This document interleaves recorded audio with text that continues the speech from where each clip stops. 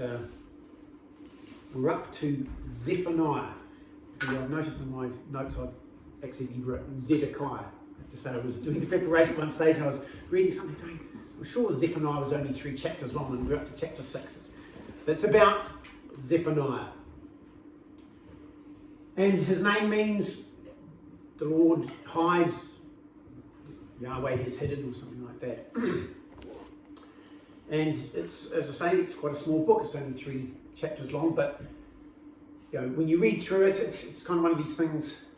Sort of, it's a bit confusing sometimes, and it can just sweep over you. But I have been, because it's so short, I've just kind of read through it a few times. It just sort of jumps out about it. But it's a little bit about Zedekiah. That's what his name meant. But who was he? Well, it actually tells us in the first kind of verse. But he's a prophet of royal descent. Okay, so we've got Zephaniah down here. And he comes from Hezekiah, King Hezekiah, who was a while ago. He was a prince, so he's a prince of the house of David. He's the great-great-great-grandson of King Hezekiah. Okay? So he's a royal prophet. He's not just sort of, there are prophets who've been herdsmen and looking after shepherds and things like that. He was probably a young man at this stage, around 20. But even though he was a royal prophet, he didn't, a royal prophet, I'll use that term just to mean he came from royal descent. He wasn't using that to sort of go, oh, that's my authority. He was using God's authority. So he wasn't speaking on the fact that, oh, I'm King Hezekiah's great-great-great-grandson. He was going, this is what God says. And when did he live? Well, he lived and operated around the time of Josiah. So we've had King Hezekiah and Manasseh and Amon. And they weren't particularly great kings. And Amon, I think, from Amon Jedediah, I think they lasted a couple of months or something like that. But there was kind of a bit of a purge going on around this stage with all his brothers getting killed, and that Josiah was taken away. But he became king quite young. And so Zephaniah grew up under the reign of these predecessors. Okay? So Manasseh wasn't a good king. He was one of the many evil kings that are around there. And Amon also wasn't. So there would have been sacrifices and unjust killings and all these sorts of things that he would have grown up with. So think about we're in a school here. We've got the young children here going up to about the age of 12 or something. We've got Heath just over there. They're going up to about 17, 18. That's the kind of age that he would have been when he saw these, when he was getting these kings and that. So he had all that. But Zephaniah grew into a man of God, and he was able to stand before the people and proclaim God's judgment, his message. So as I say, in the time of King Josiah, around about 625 BC, somewhere around there. And what was happening with Josiah? Josiah was a good king. He was a king who was trying to make societal reforms for religious worship. So he was saying, let's stop some of this. And you read through, and King Josiah was banning some of the religious practices that were going on.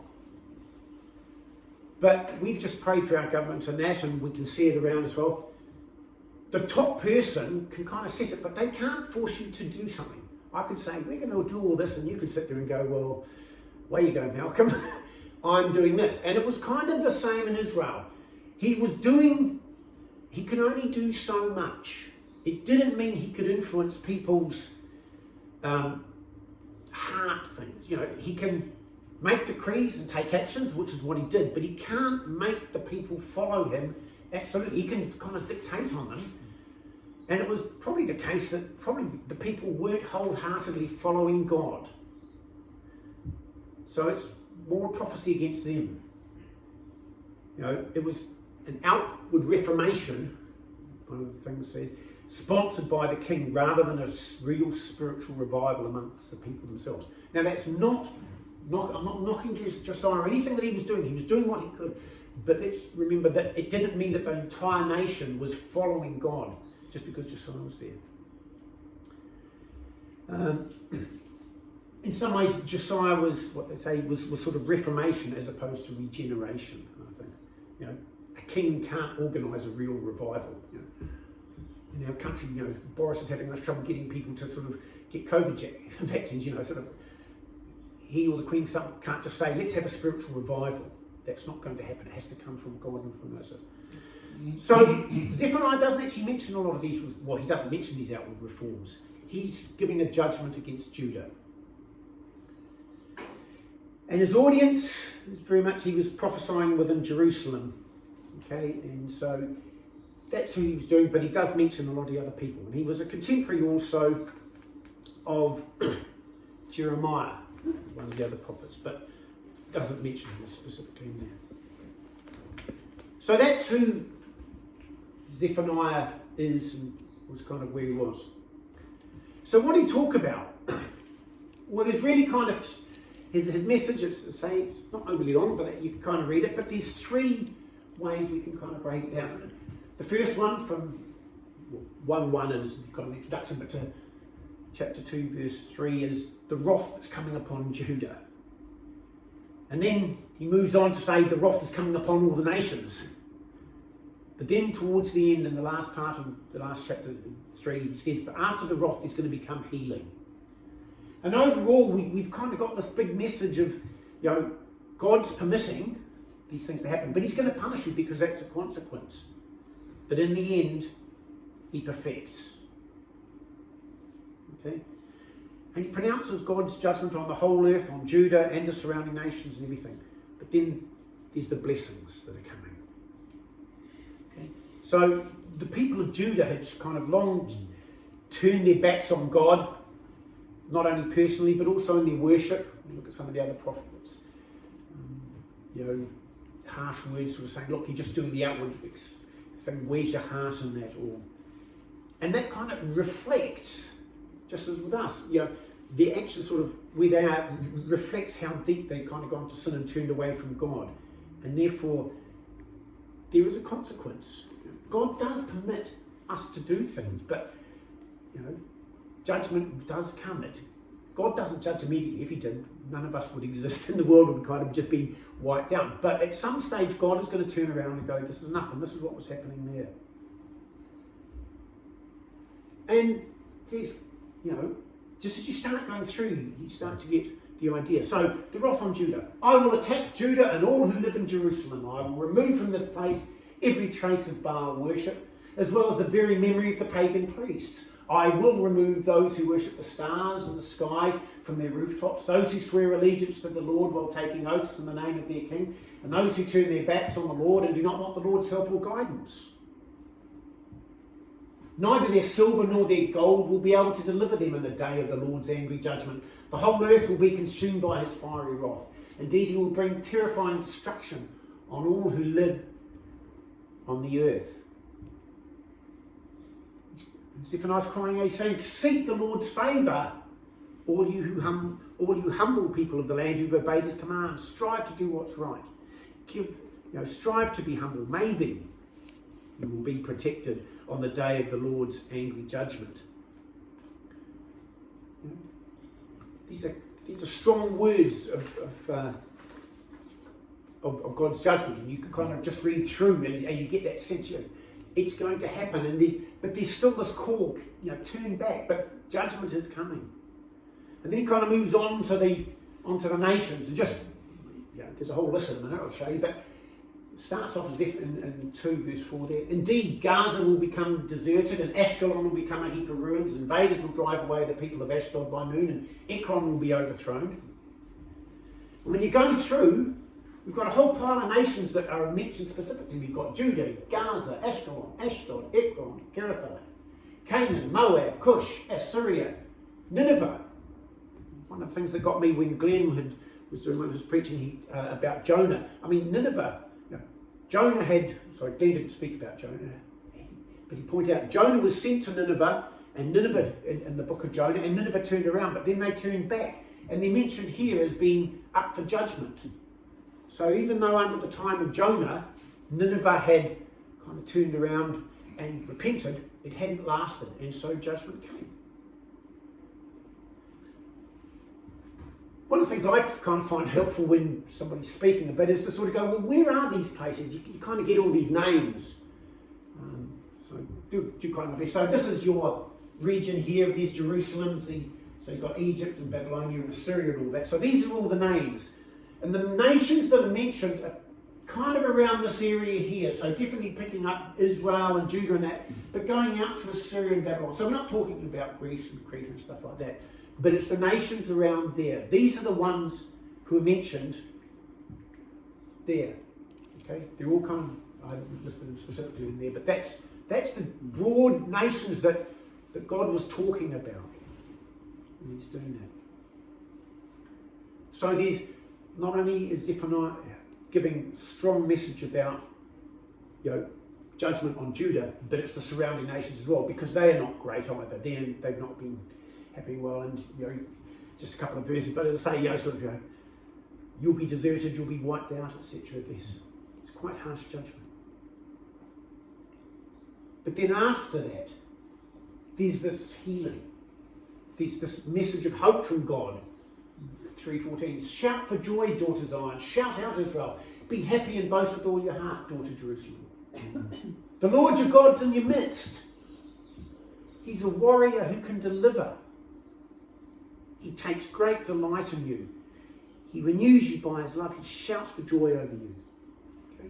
Not a lot of verses, and as I say, there's about 6-8 verses that do this, but it's very positive. God's saying, yes, there is judgment, but he's talking about remnant of people who are following him, that it is going to be okay. It comes back to that point. God permits his judgment, but there is blessing. He will be perfecting.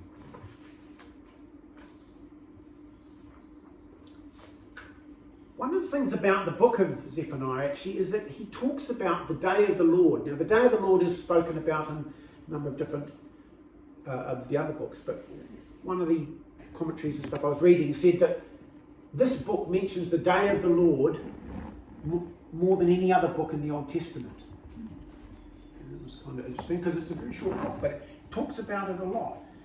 In this case, it's referring primarily to God's impending time of judgment on the nation of Judah. Okay? And actually, in Zephaniah's lifetime, he would have seen the destruction of his country, his neighbours, and eventually, he wrote, Zephaniah said that the day would be coming. It'd be a time of wrath, judgment and stuff. Amos had described it, but Zephaniah expands it even more. And his entire teaching really kind of centres around this day of the Lord. And what's he saying about the day of the Lord? Well, it's a day of terror. It's imminent. It's a judgment for sin. All creation. It wasn't just Judah, it was everything. Great convulsions in nature. And then this positive bit, again, a remnant of the redeemed Hebrews and foreigners will escape from its terrors. So again, if we think back to Noah, when God looked at the earth way, way back, a long time before this, and looked at the earth and said it's really bad, and I regret that I made it, I'm going to kind of wipe out. But he found Noah, and God's promise after the flood was he was never going to wipe out the earth again. It doesn't mean he's not going to judge. It did mean he's not going to wipe out everything. So that's a little bit about the day of the Lord. And this is Zephaniah's message. Warning Judah, warning the nations around and saying, turn back. So what about us? Well, it's kind of, I'm kind of one of these people theory's quite good, but sometimes it's sort of, well, so what? It's nice. I do enjoy sometimes finding out a little bit about the theory, about what's happening back there, but the Bible also, God also can use these to sort of say, well, hang on, what about you, Malcolm? What's going on? And the kind of the message really that we can take from this, and so just ourselves, are we being honest? Am I being honest in my life and my worship? Am I standing up here saying all the words, but my heart is really somewhere else? And that's a tough one. I know for myself, so sometimes, my heart is not always fantastically worshipful. But, I take hope from the fact that hopefully I'm not doing what these guys are doing when I read through. I'm not trying to go out and rip people off and false gods. I mean, you read through some of the other prophets about the actions of the people. But it's this whole thing about this integrity, and that's something I've, hopefully I've shared. Just part of my passion, I think, is let's be honest as who we are. None of us are perfect. I don't warm to people who kind of stand up there and say it's all great and God's done this and that, because that's not, for me, my experience. I'm not saying we air our dirty laundry, but I look at my life and I go, I'm really not perfect. I know I'm not perfect. You may look at me and think, it's kind of okay, or whatever, maybe you don't. But I don't warm, really, I kind of don't relate to people who seem everything is just right and God's done everything, because I'm sitting there going, and I'm not trying to glorify that, but so am I being honest? Am I saying to God, I'm struggling on this one, it's tough. What I think God was so angry about was these people were going, we're Israel, we're Judah, we're okay, we've got the Lord our God, and they're doing that on their Sabbath day, Saturday, whatever, doing their celebrations and their sacrifices, and then on the rest of the week they were going out and they were, taking advantage of the poor people and ripping them off, and they were weighing out false measures and everything like that. So, have we got that? Am I walking with God in integrity? Again, just sort of thinking back to this whole walking with God, walking with Jesus we've been touching on the last, that we felt as leadership, sort of this year, sort of overriding it again, sort of, what does it mean? And part of walking with Jesus, to me, is walking in integrity and honesty. Because sometimes it's tough. One of the songs we sang from Psalm 23, the Lord's my shepherd, and things like that. When you walk through the valley of death, not if, when you walk through the valley of the shadow of death, we're going to go through tough times. Things aren't going to be hard, but let's walk in there. And so, am I walking in integrity and honesty? Micah 6 verse 8 says, He's told you, O man, what is good. And what does the Lord require of you but to do justice, to love kindness, and to walk humbly with your God? And in Matthew, Jesus was pretty harsh when you read through to the religious people, and I wonder, probably because these people should have known. Yes, they were trying to understand, and they weren't totally nasty people, but they kind of really missed the picture about what it meant to follow God. And Jesus was very strong, and he says in Matthew 23:23, woe to you, teachers of the law and Pharisees, the religious people, the ones you should know, you hypocrites! You give 1/10 of your spices, mint, dill and cumin. I mean, that's not very much. But you've neglected the more important matters of the law, justice, mercy and faithfulness. You should have practiced the latter without neglecting the former. Again, it comes back to this integrity. That's what Zephaniah was getting at as well with the people, that they had this veneer and this outward show, trying to say we were good, and God's going, you're not, your heart's not there. In Luke chapter 18, there's a parable. Jesus also told this parable for some who were confident that they were righteous and looked down on everybody else. 2 men went up to the temple to pray, one a Pharisee and the other a tax collector. The Pharisee stood and prayed about himself like this: God, I thank you that I'm not like other people, extortionists, unrighteous people, adulterers, or even like this tax collector. I fast twice a week. I give up 1/10 of everything I get. The tax collector, however, stood far off. He wouldn't even look up to heaven. But he beat his breast and said, God, be merciful to me, sinner that I am. I tell you that this man who went down to his home justified rather than the Pharisee. For everyone who exalts himself will be humbled, but he who humbles himself will be exalted. And Jesus was talking about pride on that, but to me as well, it's that whole honest appraisal. And again, please hear me, I'm not exalting when we do wrong things. That's not the point, but it's saying we're being honest. And that to me is where, when I read about the minor prophets and with Zephaniah and that and what God's doing, He's judging because they're not seeing where they're at. They're not having that view. And we need God sometimes to be able to say to us, it's not my place to go out and, there are plenty of people who will be able to go out and say, oh, you're doing that wrong and you're wrong, and beat you up. I don't, I'm quite capable of beating myself up. I don't need necessarily other people to tell me that. God can convict me of that. But I've got to be open to that and to do that. And it's that call back. And I think that's where Zephaniah is saying, come, that's what God's wanting. He's saying, look, you're out there and do that. But again, it can be doom and gloom. It is a tough message that Zephaniah has given, saying, it is coming as the day of the Lord. It's terror, it's imminent, it's judgment for sin, great convulsions. But you will be saved. A remnant will be saved, those who are there. God doesn't forget us. Towards the end of Zephaniah, verses 14 to 15 again. Shout for joy, daughter Zion. Shout out, Israel. Be happy and boast with all your heart, daughter Jerusalem. The Lord has removed the judgment against you. He has turned back your enemy.